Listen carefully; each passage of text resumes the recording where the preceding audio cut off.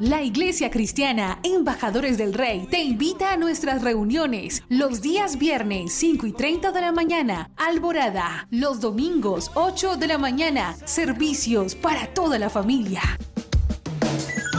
Usted es el hijo, la hija amada de Dios, en quien Dios tiene ¿qué? Complacencia. Ven con todos los tuyos. Carrera Tercera con calle 16, enseguida del Colegio Bautista, barrio San Nicolás.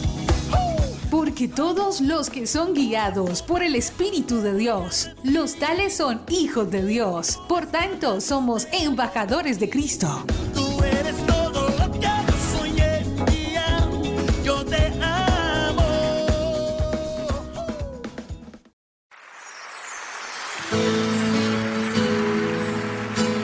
La Iglesia Cristiana Embajadores del Rey presenta un mensaje inspirado en la palabra del Señor que saciará tu ser.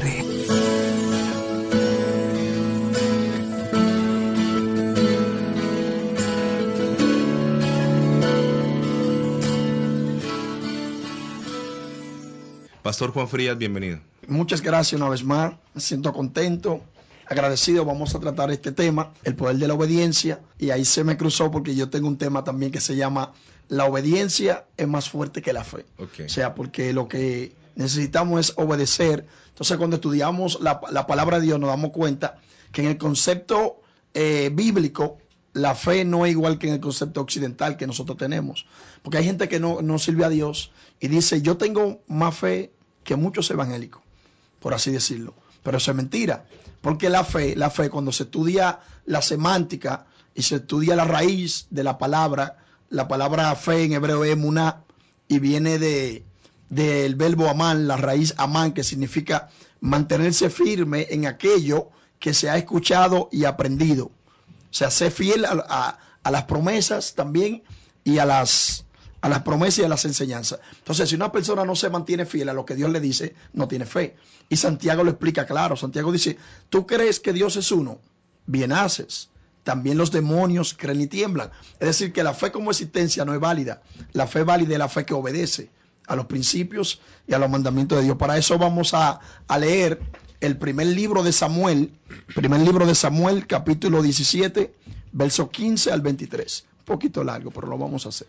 Primera de Samuel, capítulo 17, versículo 15 en adelante. Sí, amén. Dice la palabra del Señor. Pero David había ido y vuelto, dejando a Saúl para apacentar las ovejas de su padre en Belén. Venía pues aquel filisteo por la mañana y por la tarde, y así lo hizo durante 40 días. Y dijo Isaí a David su hijo, toma ahora para tus hermanos un efa de este grano tostado y estos 10 panes, y llévalo pronto al campamento a tus hermanos. Excelente, excelente. Entonces voy a corroborar un poco con esa lectura y voy a leer también primero de Samuel 15, 17 al 23. Dice, dijo Samuel, aunque eras pequeño ante tus propios ojos, no has sido hecho jefe de las tribus de Israel, y Jehová te ha ungido por rey sobre Israel, y Jehová te envió en misión y dijo, ve, destruye a los pecadores de Amalec y hazle guerra hasta que los acabes. ¿Por qué pues no has oído la voz de Jehová, sino que vuelto al botín has hecho lo malo ante los ojos de Jehová? Y Saúl respondió a Samuel, antes bien, he obedecido la voz de Jehová y fui a la misión que Jehová me envió, y he traído a Agag, rey de Amalec, y he destruido a los amalecitas. Mas el pueblo tomó del botín ovejas y vacas, la primicia del anatema, para ofrecer sacrificios a Jehová tu Dios en Gilgal. Y Samuel dijo, se complace Jehová tanto en los holocaustos y víctimas, como en que se obedezca a las palabras de Jehová. Ciertamente el obedecer es mejor que los sacrificios, y el prestar atención mejor que la grosura de los carneros. Amén. Lo dejamos hasta ahí. Okay. Entonces es interesante que todo lo que Dios creó, Dios lo crea con un propósito y para cumplir algo. Por ejemplo, cuando estudiamos la Biblia, nos damos cuenta que el concepto bueno y malo en la Biblia es un poco diferente al concepto que nosotros tenemos. Por ejemplo, bueno en la palabra de Dios es aquello que cumple el propósito para el cual fue creado. Por ejemplo, si el sol fue creado para estar 12 horas todos los días y está 12 horas, es bueno. A eso es lo que la Biblia llama bueno. Por eso cuando la Biblia dice, vio Dios que era bueno, aparece la palabra Tov. Dice, Vayar Elohim ki Tov. Y vio Dios que era bueno. Entonces, la palabra bueno significa también que funcionaba. Y vio Dios que funcionaba. O sea, Dios lo cree y ve que funciona. Entonces, realmente es bueno. Entonces, todo es para cumplir un propósito. Entonces, todo lo que Dios creó debe seguir un curso establecido y fijado por Dios. Por ejemplo, Dios crea el agua para que haga una función, la tierra una función, el sol una función. Entonces, si todo eso hace la función para el cual fue creado, si el agua fue creada para mojar y moja, es buena. Si el sol fue creado para calentar y calienta, es bueno. Entonces, es interesante saber eso, porque luego vamos a entrar en unos puntos a ver si nosotros estamos haciendo aquello para lo cual fuimos creados. Dice también que toda la creación sirve como un puente para otra creación. Por ejemplo, Dios, está el agua, Dios la separa, tierra, entonces de las aguas Dios crea los peces, pero los peces viven en el agua y se alimentan de químicos y sustancias del agua. Entonces luego crea las aves. La mayoría de las aves se alimentan de peces. Luego de la tierra crea las plantas, de la planta los animales. Es decir, que cada creación posterior se va alimentando de la anterior, de la que le antecede. Entonces, lo último que crea es el hombre. Entonces, Dios crea el hombre último para que al hombre no le falte nada. Es decir, que Dios crea todo lo que necesitamos y luego nos crea a nosotros. Es decir, que Dios está pendiente de nuestras necesidades. Entonces, interesante esa parte. Dice, pero de toda la creación, la que con mayor frecuencia se revela en contra de Dios es el hombre. Es el hombre. Por ejemplo, la cultura occidental dice que el ratón se revela, que el cerdo se revela, y un sinnúmero de cosas. Ellos buscan luego la parte científica y luego buscan la parte bíblica, pero no vamos a entrar en detalle ahí para no perder el hilo del poder de la obediencia. Amén. Entonces, para seguir ahí, entrar ya en el tema, tenemos a Adán y Eva. Dice que Dios tomó a Adán y Eva y los puso en el huerto del Edén para que lo labraran y lo guardaran. Y mandó Jehová Dios diciendo al hombre, de todo árbol pueden comer, excepto del árbol del conocimiento, del que estaba en el centro. Lo voy a parafrasear y resumir. Entonces, ese árbol Dios le dijo que no le tocara. Y a mí me gusta mucho porque los rabinos y los judíos, cuando ellos llevan algo a la casa, que no quieren que los niños le pongan la mano, no le dicen. Si le dicen, mira, no le pongan la mano a eso, ellos dicen que más rápido. Porque entonces eso crea una expectativa y una curiosidad. Entonces más rápido le pone la mano. Entonces cuando yo estudiaba con ellos me decían eso. Si compra algo y no quiere que los niños le pongan la mano, no le diga que no le pongan la mano. Entonces solamente llega y lo guarda, lo esconde si puede. Pero si le dice, mire, traje eso, no lo toquen, ellos van a tocarlo, a ver qué pasa cuando lo tocan. Entonces eso crea lo prohibido. Dicen que lo prohibido da sensación. Ese es lo que dice la filosofía. Entonces Dios le dice, ¿verdad?, que no comieran. Dios le da todos los árboles excepto uno. Y ese uno que ellos no pueden tocar es el que ellos quieren tocar. Entonces el hombre peca. Entonces cuando el hombre peca, viene una degradación no solamente de los hombres, sino de la tierra y todo. La muerte no habitaba esta dimensión, porque hay dimensiones. La muerte habitaba otra dimensión y no podía pasar a esta dimensión. La única entidad espiritual que podía pasar, aparte de los ángeles, a esta dimensión, era Satanás, Hasatán. Entonces la muerte no podía venir. Entonces Satanás lo que hace es que convence a los seres humanos de que pequen, porque el pecado abría una puerta. Pero esos son otros temas interesantes también, de cómo acontece y sucede eso. Pero profundicemos un poco más sobre eso, pastor. Muy interesante lo que tú estás exponiendo en este momento. La muerte no podía pasar a esta dimensión, No. a menos que el hombre le otorgara el derecho legal para hacerlo. Para hacerlo. Ok, No podía. hablemos un poco de eso. Ok, realmente cuando Dios le dice a Moisés, hazte el tabernáculo conforme al modelo que se te ha mostrado en el monte. O sea, todo lo que Moisés debía hacer, Dios se lo mostró en visión cuando él estuvo en la presencia, que duró 40 días y 40 noches. Entonces, todo lo que él iba a hacer era conforme a lo que Dios le mostró. Entonces, es interesante que cuando él crea, Moisés, el arca, a través de Belsalel, el arca, Dios le dice que le ponga 2 querubines, pegando o tocando alas con alas. Entonces es una representación de algo en el cielo. Según esos estudios que se han hecho profundos de la Biblia, se cree que esos dos querubines protectores, porque son protectores, era para proteger el arca. Entonces Satanás se llama querubín protector también. Entonces la gente pregunta, ¿y dónde está el otro? Porque eran dos. Entonces cuando usted lee, por ejemplo, Levítico 16, ahí habla del otro. Y habla, pero son unos temas que realmente si entramos no vamos a terminar y botaríamos el hilo de este tema. O sea que ese tema lo vamos a dejar ahí, se lo vamos a dejar de tarea. Que lean Levítico 16 para que vean la otra entidad, que inclusive esa entidad es tan fuerte que por cada pecado demanda sangre. Entonces cuando se ofrece el macho cabrío a Jehová, se le daba uno a él, se llama Azazel. Uno de los nombres del Hasatán, porque Satanás no es un nombre, Satanás es un carácter, es una función, lo que significa adversario, o sea que él se opone a todo lo de Dios, igual que por ejemplo la palabra diabolos del griego, lo que significa es mentiroso, que dice que él miente. Entonces los nombres, en realidad el nombre de Satanás en la Biblia es Heilel. Heilel es el nombre que significa algo que tiene mucha iluminación, que resplandece, y en verdad cuando lo crearon, según la Biblia, eso es lo que acontece, según Isaías 14 y Ezequiel 28. Pero vamos a seguir acá con el poder de la fe. Entonces Dios le dice en Génesis 6:14, para las personas que están tomando notas, dice, hazte un arca de madera de gofer, harás aposentos en el arca y la calafatearás con brea por dentro y por fuera. Es decir, Dios le da una orden, le da un mandato, porque en la Biblia hay algo interesante. Creo que ayer mencioné eso, que Dios da la ordenanza, pero luego da el decreto y el estatuto.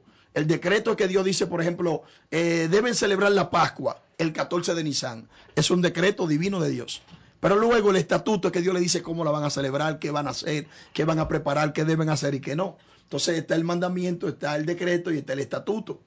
Y esa parte, entonces aquí Dios le da el estatuto. Dios le dice a Noé, hazte un arca, pero no como tú quieras, ni de la madera que tú quieras. Porque uno de los problemas de nosotros los seres humanos es que queremos hacer las cosas como nosotros queremos. Hay una autodependencia muy fuerte, muy grande.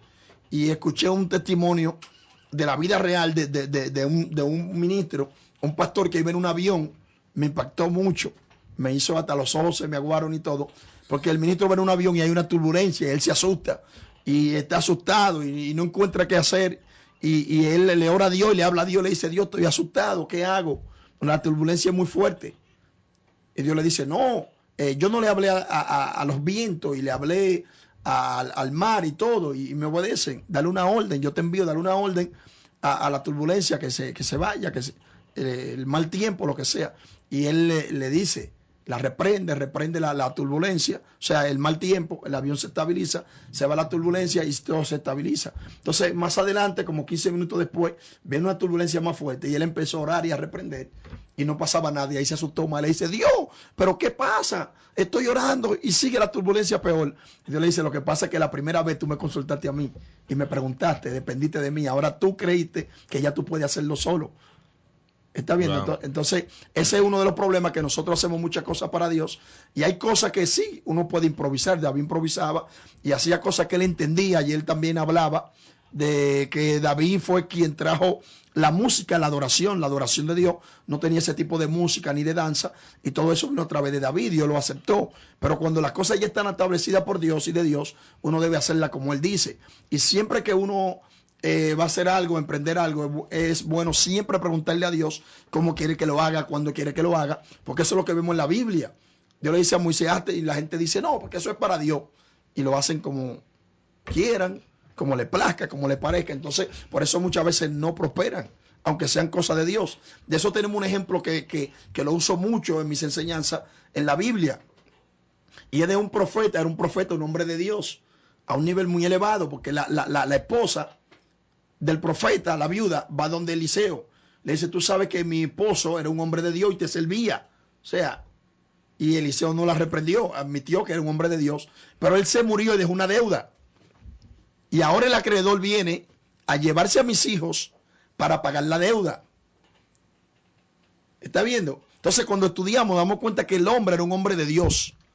Era un profeta. Sí, eso no se discute. No se discute. Okay. Entonces, pero entonces muere, se mete en negocios, hace, como en mi país le dicen, hace lío, causa problemas para él y todavía muere y la familia hereda el problema. Entonces era un hombre de Dios, y si era un hombre de Dios, así como muere en esta miseria, porque eso es morir en miseria, con deuda que traspasa la descendencia, las generaciones y sigue. Entonces cuando estudiamos, nos damos cuenta que el problema fue que él no consultó a Dios ni habló con Dios. Porque luego el profeta resuelve el problema cogiendo prestado. Entonces el problema no era tomar prestado. El problema era para qué tomaste prestado y si consultaste a Dios o no. Ahora ella consultó al profeta que representa la voz de Dios en la tierra y el profeta le dice, el problema lo vamos a resolver buscando vasija prestada. O sea, el problema no está en el préstamo. El problema está para qué lo tomaste si le preguntaste a Dios. ¿Está viendo? Muy bien. Pastor, un rey que constantemente hacía su voluntad era Saúl, ¿no? Sí, por eso leímos ahí. Vamos a ver si el tiempo nos aprende y nos ayuda. Porque esa es la conclusión. Empezamos ahí con Saúl. Porque Saúl era una persona totalmente tímida. Saúl venía de una familia que dentro de lo que es la jerarquía y la persona adinerada, él era de bajos recursos. No pobre, pero se sentía de bajos recursos. Y era una tribu que no era una tribu era de la tribu de Benjamín. Era una tribu pequeña también. Entonces, cuando a él lo llaman para ungirlo, él se esconde. Mire qué tímido. Y se esconde y se mete detrás del bagaje. Sin embargo, después que lo unge, el hombre se creía el hombre, y eso pasa con muchas personas. Un día Dios nos usa, Dios nos abre una puerta, que de eso tengo unos temas interesantes, porque ahora mismo hay muchos problemas con la autodependencia, con la rebeldía. La gente se mete a las redes sociales, busca dos pasajes de la Biblia, se lo aprende, ya no quiere respetar a los pastores, a los líderes, porque él le dice que el que sabe, que él tiene la información. Y eso, vamos a tratar un tema muy bueno de eso nosotros, pero es interesante eso, cómo cambió el carácter. Entonces hay un principio interesante, que las mujeres cuando vienen de la guerra vienen cantando. Eso tiene dos enseñanzas poderosas. Dicen Saúl mató a sus miles y Saúl a sus 10,000. Eso causa un celo. Pero vencer a los miles era cuando Dios te llamaba y te ungía y te ordenaba para una misión. Eso era vencer a los miles. Pero vencer a los 10,000 era que dentro de esa misión, aunque Dios te engrandeciera, tú te mantenías igual, humilde. Entonces lo que estamos diciendo, cuando a Saúl lo ungieron, por eso él se molesta tanto. Saúl estaba humilde, pero luego se engrandeció. Pero a David lo ungieron y Dios le dio la victoria y está con Dios y sabe que Dios está con él y sigue humilde. Entonces ahí es que vence a los 10,000. Entonces otro significado de eso era que Saúl peleó solo, no peleó con Dios. Y David peleó con Dios. Entonces por eso es que molesta tanto. Porque dice que uno irá a huir a 1,000, pero dos a 10,000. Entonces si David mató a 10,000 era porque eran él y Dios. Ve que era fuerte el mensaje. Para los que entendían, interpretaban lo que las mujeres querían explicar. Las mujeres le están tirando en cara que el hombre está orgulloso ahora, que el hombre está engreído, está altanero. Sin embargo, David mata al gigante y sigue igual. ¿Está viendo? Entonces a eso se refería. Saúl mató a sus 1,000 y David a sus 10,000. Porque a veces uno no entiende. ¿Y por qué? ¿Qué significa esta frase? Pero tiene esos dos significados. Y tiene otros, pero esos son lo básico. Entonces, interesante. Dios le dice que haga un arca de madera. Hace el arca de madera. Le dice de gofer. O sea, le especifica no la madera que tú quieras, sino una madera específica. La madera de gofer, claro que está conectada a lo que es Jesús, Cristo, porque era una madera no corruptible. Entonces eso representa el cuerpo de Cristo. Y luego las medidas, 350 y 30. El 300 significa remanente fiel del algo. 50 de ancho significa libertad, liberación, jubileo, y el 30 de alto, madurez y consagración, que creo que mencioné algo de eso también ayer. Entonces, sigo acá. Luego vemos que Dios le dice a Abraham, sal de tu tierra y de tu parentela, a la tierra que yo te mostraré. Eso es para ahora explicar lo que es la verdadera obediencia. Noé hace el arca, y la hace a las medidas y con los materiales que Dios le dice.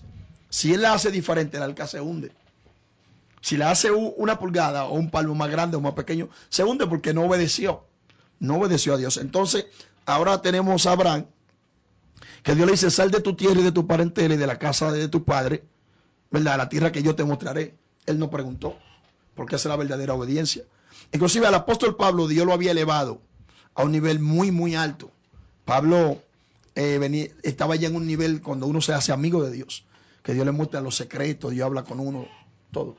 Y Pablo, a la hora de hacer algo para Dios, bajaba esclavo otra vez, dando a entender que él no tenía voluntad propia. El esclavo no tiene voluntad propia, ni el sirviente. Nosotros hablamos mucho de hijos, de la paternidad, de amigos de Dios, de herederos, y eso es verdad. Pero a la hora del servicio tienes que bajarte y ponerte a nivel de esclavo. Por eso vemos que Jesús, antes de enviar a los 12, ¿verdad? Cuando ya la última enviación a los Shaliahim, que son apóstoles, él le lava los pies. El lavado de pie que Jesús está haciendo ahí no es solo un lavado de pie. Él lo que está haciendo, él toma de la escuela de los esenios, él tomaba muchas cosas de los esenios, las cosas positivas, porque Jesús tomaba lo bueno de cada escuela.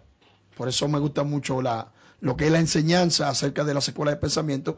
Y resulta que eso de lavarle los pies era que los esenios, cuando instituían a un maestro, le lavaban los pies. Y era la forma de ordenación. Es como nosotros que lo ungimos, te ungimos como pastor, como esto. Entonces, eso era lo que hacían los esenios. Pero ¿por qué los esenios ungían a los ministros ungiéndole los pies? Porque ellos decían que antes de enviarlo, lo más importante era la humildad. Entonces, el maestro ungía los pies a los discípulos para mostrarle que aunque él era el maestro, la humildad estaba primero en ese sentido. Está bien, entonces cuando Jesús le está lavando los pies, aparte que le está enseñando un acto de humildad, pero también lo está ordenando. Por eso Pedro dice, no me lavará los pies. Jesús le dice, pues no tiene parte conmigo. Si no te deja lavar los pies, yo no te envié porque no está ordenado. O sea, y todos esos principios son buenos entenderlo y conocerlo. Pero seguimos acá con la obediencia, el poder de la obediencia, porque es interesante los beneficios, las bendiciones que trae la obediencia. Es difícil, a la gente, por ejemplo, los latinos, no nos gusta obedecer, por eso las multas de tránsito en los países latinos son bien altas, porque de la única manera que la persona obedece es así. Amén. Pastor, si quieres preguntar algo, decir algo. No, pastor, continúa. Todo muy bien. Entonces Abraham, Dios le dice que salga. Abraham no preguntó, ¿y para dónde voy? ¿Qué voy a hacer? ¿Dónde voy a vivir? Y eso es lo que nosotros hacemos a Dios. Cuando nosotros creemos que somos espirituales, porque cuando Dios me envía a hacer algo, nosotros queremos cuestionarlo todo y saber todo y usar la logística. Los niveles en Dios, después que tú tienes una conexión con Dios y un llamado, ya la lógica humana no funciona. Y Él lo va mostrando. La lógica no funciona. Le dice a Pedro, tira la red a la derecha. A la derecha no hay peces. Pedro sabe que no hay peces. Pero Dios lo que le quiere enseñar, que a los niveles que Dios le va a meter, la lógica del hombre ya no funciona ahí. Ahí todo es espiritual en esos niveles. Cuando Dios te manda, digo, no que tú te vas a creer el súper espiritual, pero Dios le dice, tira la red, Jesús le dice, tira la red a la derecha. Pedro es pescador, se crió en una zona pesquera, era un empresario de la pesca. Entonces, por la derecha es por donde ellos suben, por la derecha es el lado más bajo. Los peces se espantan con los movimientos de ellos. Entonces, tirarla ahí es casi seguro que va a traer basura. Entonces, Jesús lo que le está enseñando ese principio. Si yo te ordeno, tú vas a ser bendecido, aunque a tu mente parezca que no.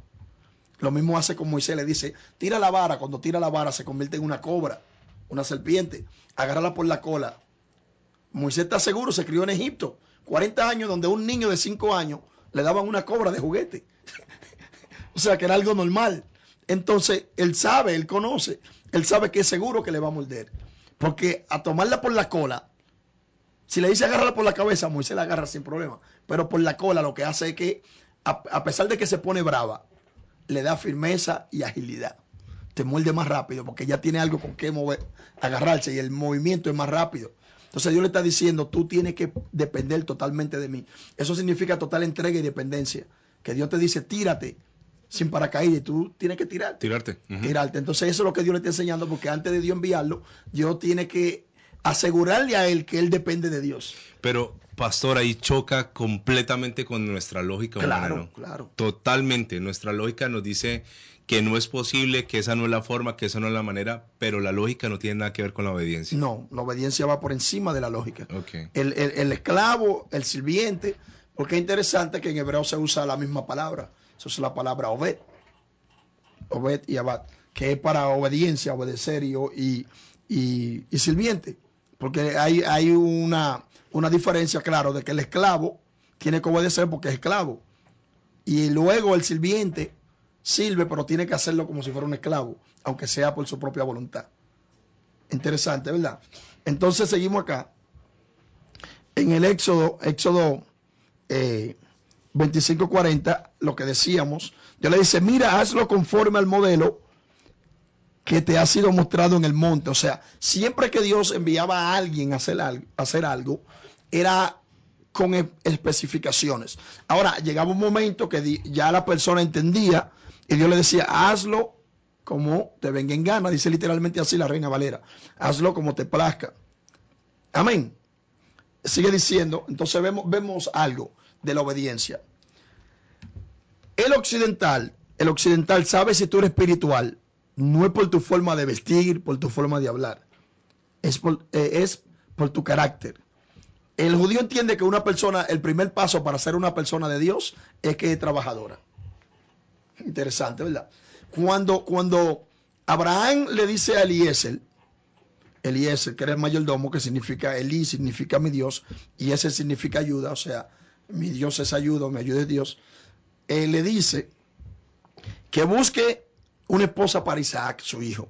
Es interesante que él dice, el que saque agua y me dé agua a mí, a los camellos. Un camello normalmente se bebe hasta 100 litros de agua, 120, entre 70 y 120 litros de agua. Eliezer no andaba con un solo camello. Eran muchos camellos, probablemente 7, 8. Y una mujer sacarle agua de un pozo en el desierto, porque en el desierto los pozos para encontrar agua son bien profundos, con un cántaro, era algo bien difícil. Entonces, lo primero que le está buscando, que la mujer que él va a llevar para su próximo amo sea una mujer trabajadora. Y era una forma del judío de identificar a la persona si era trabajadora o no, espiritual. Por eso también cuando Dios le dice al profeta Elías, le dice, vete a Sarepta de Sidón, que yo le di orden a una viuda para que te sustente, lo primero que él le pide es agua.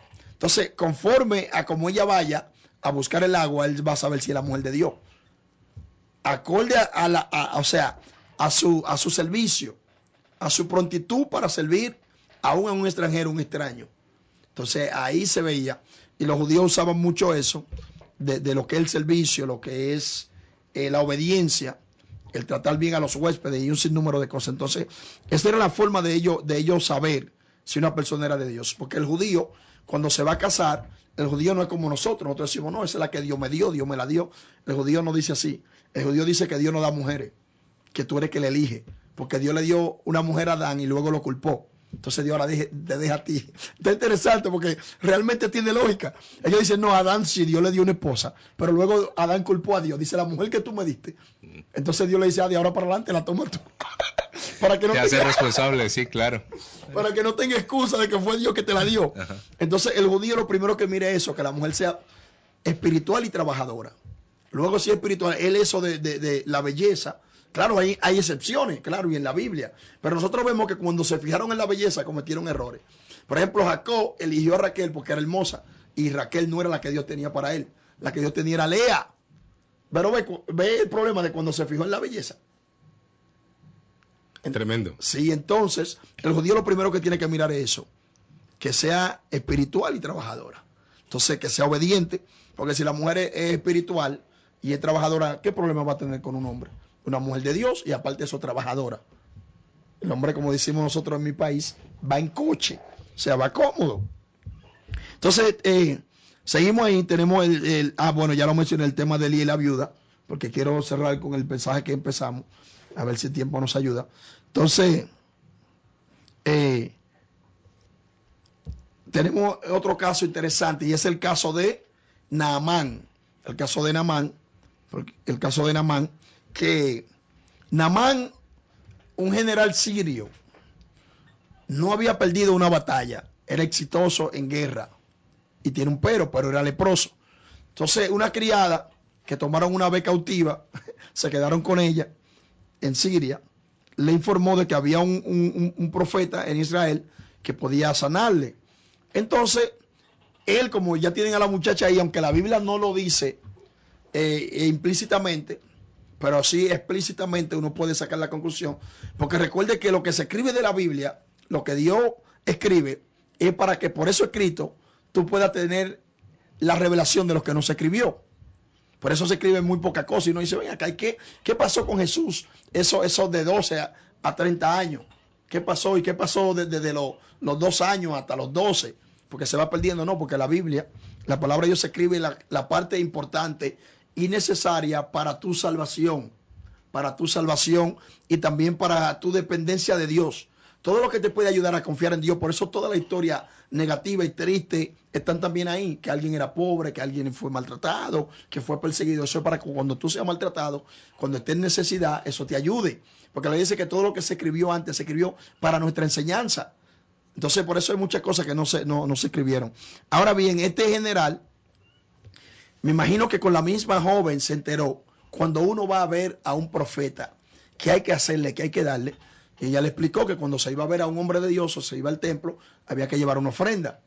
Había que llevar una ofrenda, porque la Biblia dice entrar por su puerta con acción de gracia, por sus atrios con alabanza. Pero cuando usted estudia la misma Biblia, literalmente, hasta literal, y si se va al idioma todavía le ayuda más. Dice, la acción de gracia que habla del atrio, no una acción de gracia de boca, que nosotros decimos, Dios te alabo, te bendigo, y entramos hablando de Dios. No, era una ofrenda física que tú ibas a llevar conforme Dios te había prosperado, porque si no llevaba la ofrenda, no pasaba al atrio. Por eso dice, venía a su puerta con acción de gracia. Es una ofrenda que se llama todá. Y a sus atrios con alabanza, porque si tú ibas con la mano vacía no te dejaban entrar, porque lo dice la Biblia, un mandamiento, nadie se presentará delante de mí con la mano vacía. A la fiesta que se hacían 3 veces al año había que llevar una ofrenda, si no, no entraba al atrio, ni siquiera al patio. Entonces cuando dice entrar por su puerta con acción de gracia, nosotros como lo interpretamos a la manera de nosotros, entramos adorando a Dios, pero era no algo, es. no es así, era algo en ese momento, Algo físico. era algo material. físico, algo literal, material que había que llevar. Entonces este hombre pregunta, cuando uno va a ver un profeta, ¿qué hay que hacer? Siempre había que llevarle algo al profeta. ¿Y por qué? Porque el profeta podía estar pasando por un problema, por una necesidad. Entonces si el profeta estaba triste, la unción no fluía. Entonces el regalo era para alegrarlo. Entonces cuando el profeta se alegraba, la unción descendía. ¿Está viendo? Por eso todo el mundo, ¿y qué le vamos a llevar al profeta? Era una forma de honrarlo, pero aparte de honrarlo, tenía un trasfondo de que si el profeta estaba en necesidad, en amargura, el regalo lo iba a alegrar, y un profeta alegre siempre Claro, profetiza. su estado de ánimo iba a cambiar. Sí, entonces viene Total. la profecía. Porque cuando una persona, yo tengo un tema que se llama así, gozo y alegría, y en ese mensaje yo explico eso, que cuando una persona está triste y amargada, el Espíritu de Dios no fluye. Y ya voy a aprovechar, aunque no es el tema, pero para darle esa enseñanza cultural, porque a la gente le gustan mucho los temas culturales. Y es que cuando a Jacob le llevaron la información de que José había muerto, aunque era mentira, pero le llevaron algo que parecía una prueba, que era la túnica. Jacob dice, descenderé al Seol amargado, o sea, triste, en amargura, al Seol. Y Jacob era un hombre que tenía sueños, tenía revelaciones, tenía profecía, tenía visiones.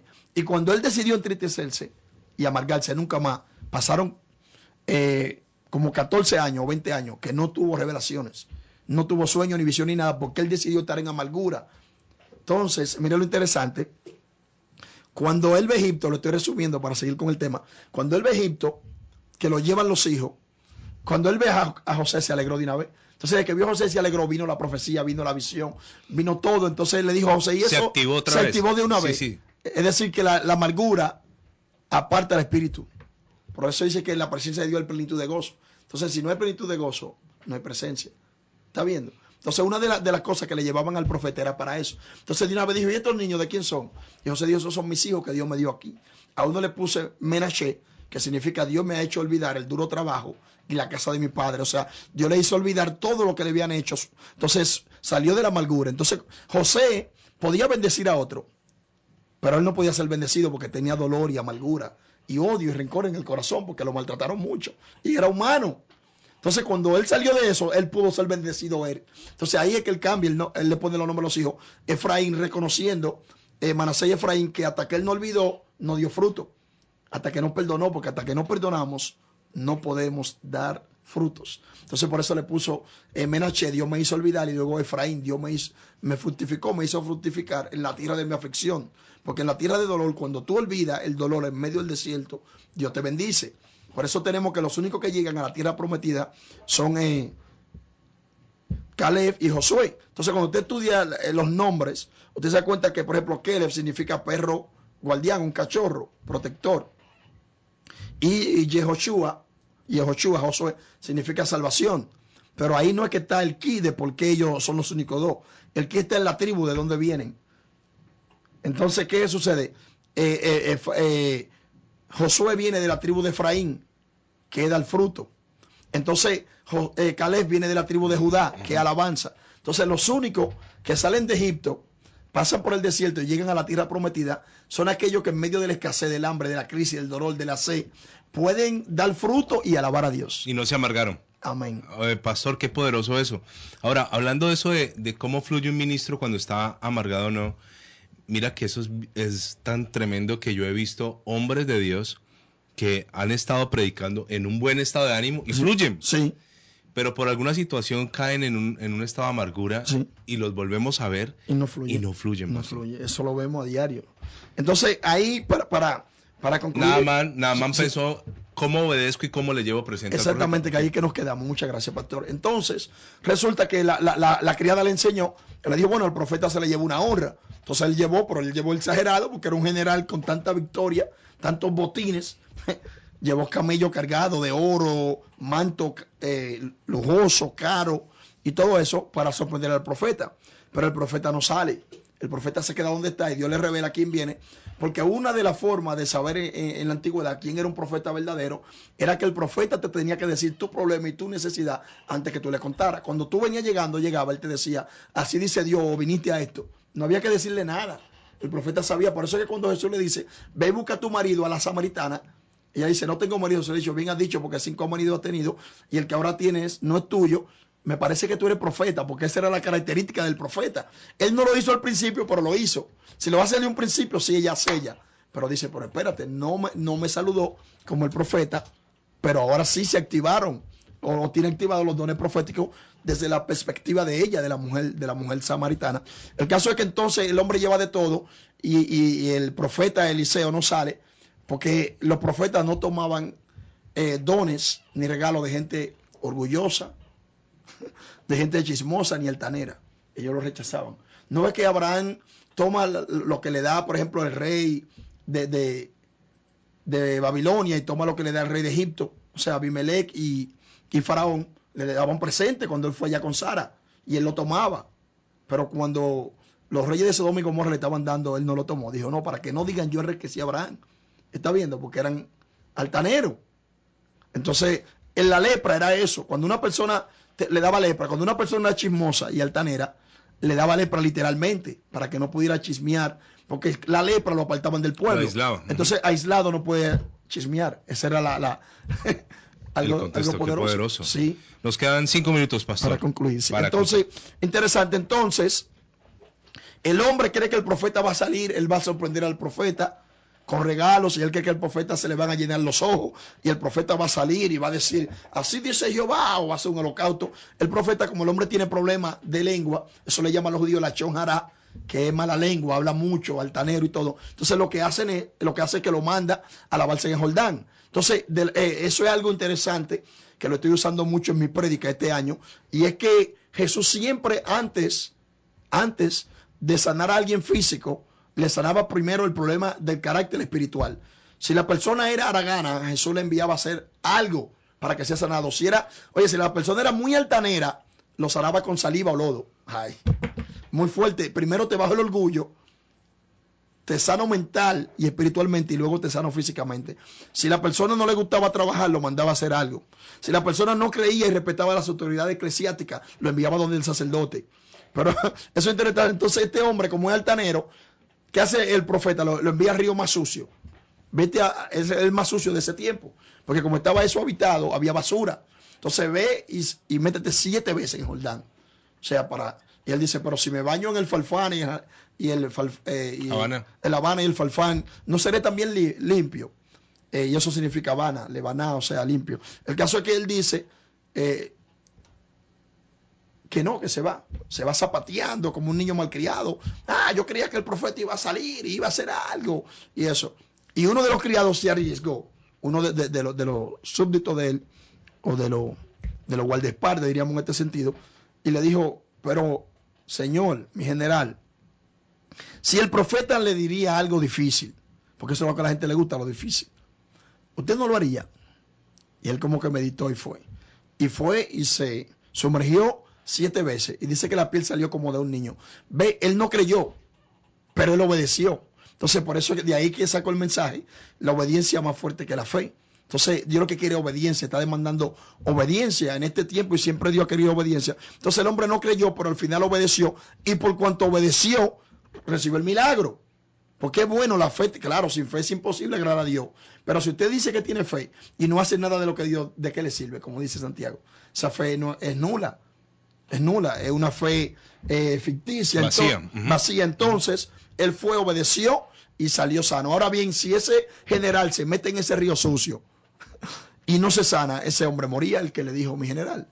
¿Está viendo? Entonces Dios, aparte de eso, también hizo el milagro para salvarle la vida al que habló.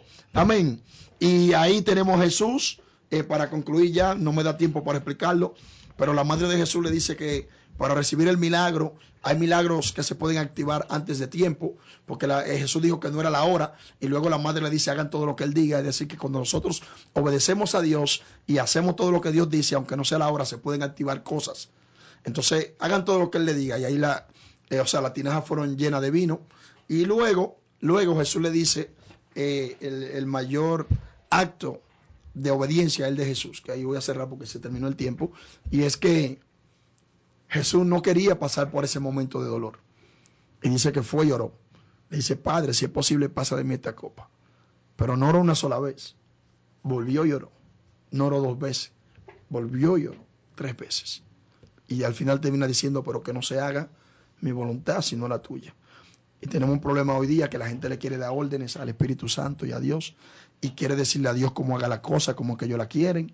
Y allá en mi país se puso de moda inclusive un cliché que decía, no acepto un no de Dios. Los predicadores, cuando estaban orando por la gente, cuando estaban pidiendo algo, no aceptamos un no de Dios. Oye, qué fuerte. Qué eso es caso de peligroso. blasfemia.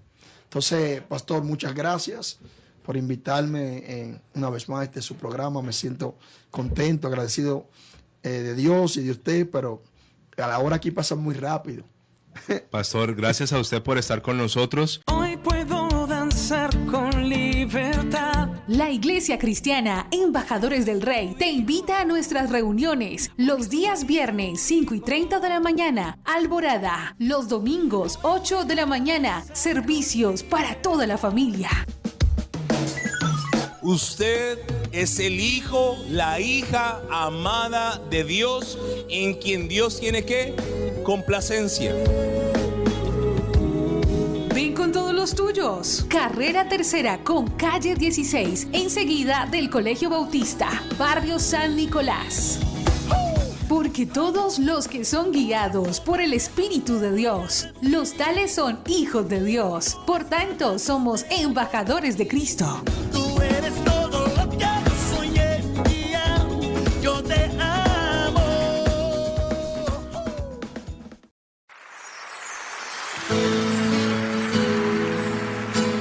La Iglesia Cristiana Embajadores del Rey presenta un mensaje inspirado en la palabra del Señor que saciará tu ser.